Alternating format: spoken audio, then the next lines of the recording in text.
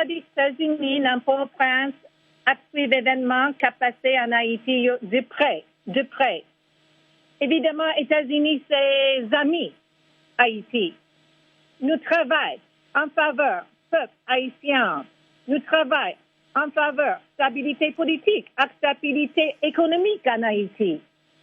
Nous concentrons sur bonne gouvernance, protection droits humains, droits de la personne, et promotion en croissance économique.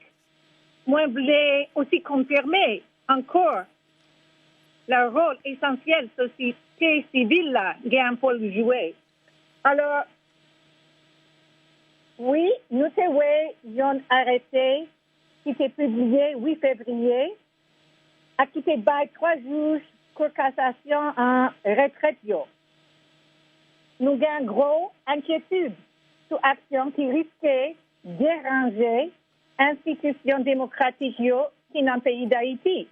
Kounia, experts a examiné, arrêté, là, pour connaître est-ce que les conformes à la Constitution, ensemble avec la loi haïtienne. Madame l'ambassadrice, est-ce que jusqu'à présent, qui façon que les États-Unis lui-même sont capables d'aider acteurs qui en conflit? On a parlé de gouvernement ou bien président Jovenel Moïse avec opposition. Est-ce qu'il y a une façon que les États-Unis sont capables d'intervenir pour que l'aider résoudre la crise? Alors, Jean-Robert, ça continue à troubler nous. C'est gouvernance par décret, gouvernance par décret présidentiel qui gagne en Haïti pendant une période qui n'est pas normale et qui a duré. Nous travaillons de concert avec partenaires dans la communauté internationale, tant que l'ONU, tant que l'Organisation État américain, OEA, tant que Core Group, pour ces gouvernements haïtiens en connaît. Inquiétude nous gagnons dès que le président Moïse a servi à ce décret, gouvernance par décret, pendant une période, ça côté pas un parlement. D'après loi démocratique haïtienne, seul bagage qui a mis une fin dans la gouvernance par décret ça, c'est l'organisation des élections législatives qui est libre et que Haïti gagne un parlement qui prend place les doit gagner dans une démocratie.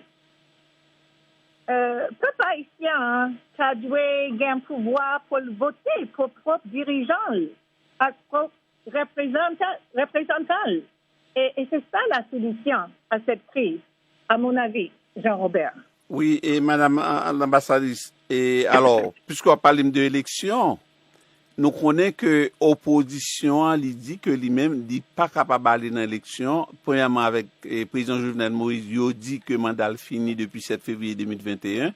Ensuite, le conseil électoral provisoire, lui-même, que il décrié parce que il n'est pas fait de façon légale. Qui vient nous capable supporter une élection, ou bien qui vient aux États-Unis capable de supporter une élection avec un conseil électoral qui décrié ensuite que le conseil électoral ça, opposition pas dans l'élection avec.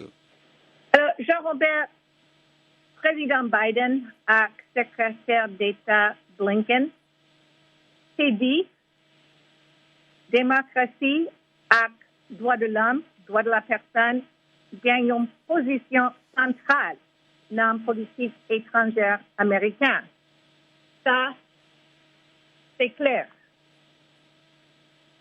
Alors, nous gagnons,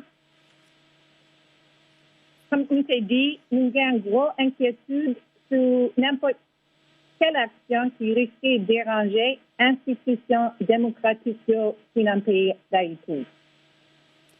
Ou êtes d'accord avec moi, Madame l'ambassadrice, que les États-Unis ont un pile critique sur le plan local. Le fait que nous supportions l'idée ensemble avec l'OEA l'ONU que mandat président Jovenel Moïse a fini le 7 février 2022.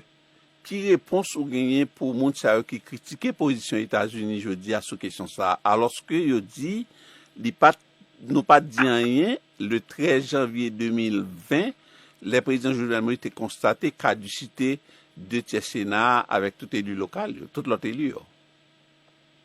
Jean-Robert, nous à l'ambassade des États-Unis, nous parlons à qui ont bon valeur citoyen en Haïti.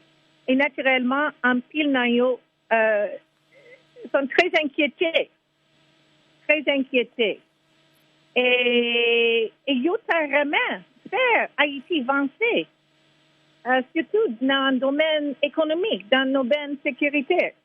L'élection, c'est un élément essentiel pour maintenir fin à une paralysie politique qui est en Haïti depuis une année, depuis plus d'une année.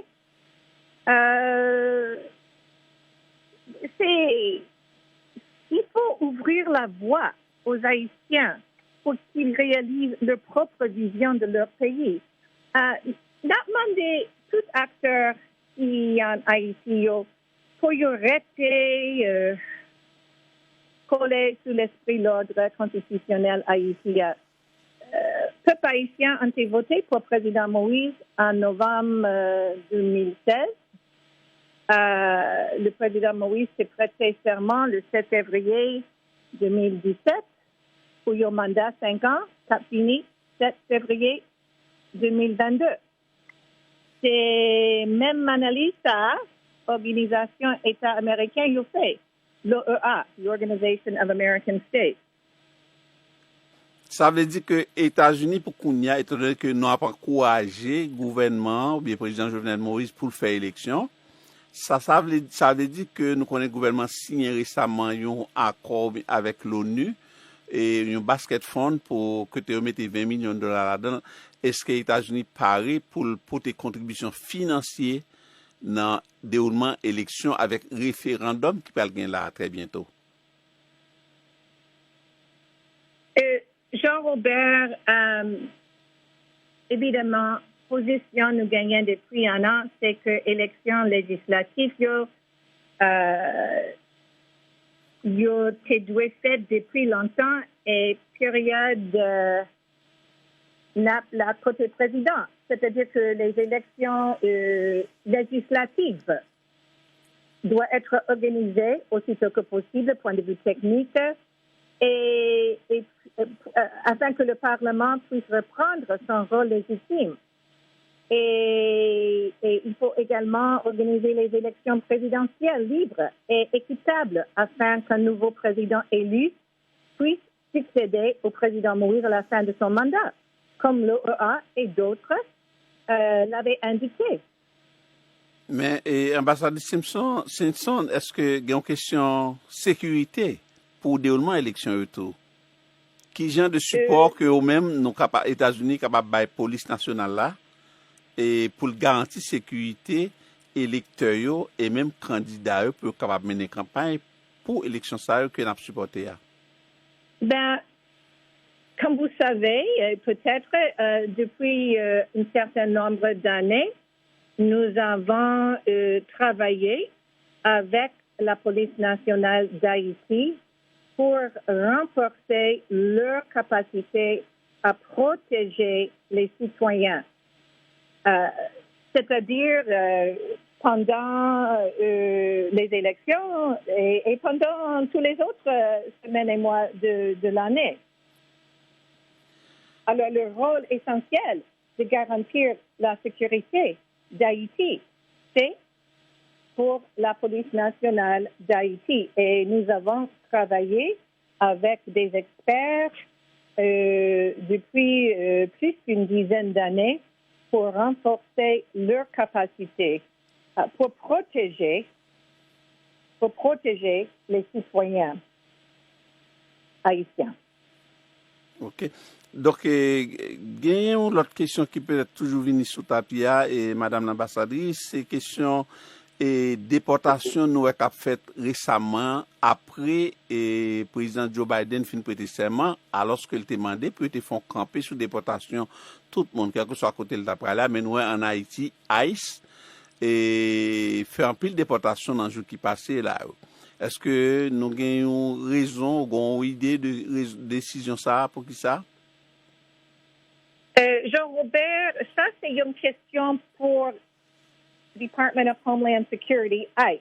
Alors, c'est une question pour DHS là, dans Washington, Jean-Robert. Oui.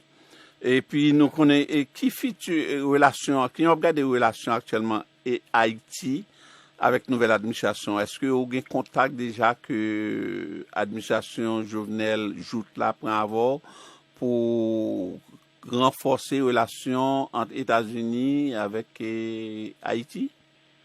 Comme on t'a dit, président Biden avec notre nouveau secrétaire d'État, Tony Blinken, t'a dit très clairement que démocratie et droits de l'homme gagnent une position centrale dans la politique étrangère américaine. 7 février passé, le gouvernement dit qu'il était découvert une tentative coup d'État qui t'a fait pour assassiner le président Jovenel Moïse. Il a été arrêté 23 personnes, ensuite 23 personnes ont été réduits à 18. Il y a là-dedans un juge cour de cassation, c'est M. Ezequiel da Brésil. Alors, est-ce que nous-mêmes, nous au courant, est-ce que les États-Unis ont une position particulièrement sous tentative coup d'État ça que le gouvernement dit que les découvrir ou bien que les déjouer? Les États-Unis ont suivi la situation en Haïti à concerne, appel aux acteurs politiques d'adresser différences par les moyens paisibles. Nous comprenons, la police nationale d'Haïti a mené une enquête sur 23 personnes qui étaient arrêtées pendant le week-end du 6-7 février. Nous comprenons, le juge du Brésil s'est relâché hier. Enfin, notre résultat, enquête, la police là, enquête de la PNH. Et avant d'aller à l'ambassade, c'est Michel Sisson, nous comptons pile pour interview ça et nous comptons que le fait qu'on réponde nous en créole. Un message spécial pour les peuples haïtiens, y compris tout pour le président Jovenel Moïse, avec l'opposition qui ont une lutte coup de tir. Un message pour les peuples haïtiens, je dis. Saltaï. Alors, je dis, nous gagnons une impasse politique. Nous gagnons un pile défis sécuritaires, défis économiques. Oui, Jean-Robert, j'ai entendu qu'il y a pas mal de gens qui pensent que notre section consulaire est fermée. Et nous l'ai dit que section consulaire ouvre l'hypothèse. Nous baillons citoyens américains au service et nous baillons rendez-vous pour passeport américain. Nous prenons engagement pour nous satisfaire des besoins citoyens américains tout pendant la protéger santé employés nous et santé clients consulaires nous. Malgré la pandémie COVID-19, nous aidons citoyens américains qui ont des stress. Nous visitons citoyens qui sont en prison et nous facilitons voyages orphelins haïtiens pour y joindre une famille qui a adopté aux États-Unis. Alors, nous avons besoin de quitter le temps passé avant de réouvrir le service pour visa habituel, mais toutefois, nous comptons par service visa qui est limité pour qui jeunes, cas priorité médicale, humanitaire, cas priorité tant qu'étudiants aussi. Alors, nous connaissons qui point voyage, c'est un bagage qui est important dans la relation entre États-Unis et Haïti. Alors, nous encouragé nous pour nous visiter site Internet, ambassade des États-Unis, nous, régulièrement pour nous faire mise à jour ce service-là avec l'autre service consulaire. Merci beaucoup, ambassadrice Michel Sisson, pour l'interview ça. Au revoir, Jean-Robert, et merci un peu pour la conversation ça et bon week-end. Merci un peu et passez bon week-end tout, même tout. Merci. Merci. Bye-bye.